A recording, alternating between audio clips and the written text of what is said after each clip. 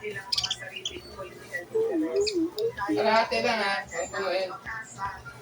Para mo mabuti yan ha. Mangyayari yung pagbabago sa ating bayan. Nagbabalita mula sa frontline. Maricel Hariri, Star. Mas mainam daw na hindi na isama si Senator Rodante Marcoleta si Mamang PDL na sa mga initinda niyang sakit. Pero yan ay kung hiningin lang sa kabayan ang rekomendasyon ng doktor ng DNP.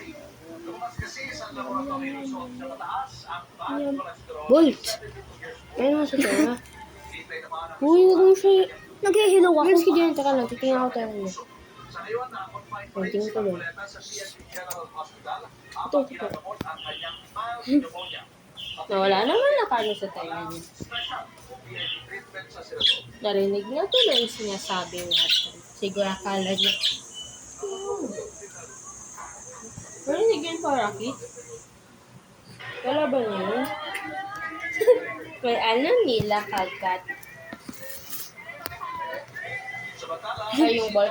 Ay, yung ano pala ni Bolt, yung bibig ng mga hamster parang guntay. Kasi yung binigyan ko na ano kaya dati pa ata.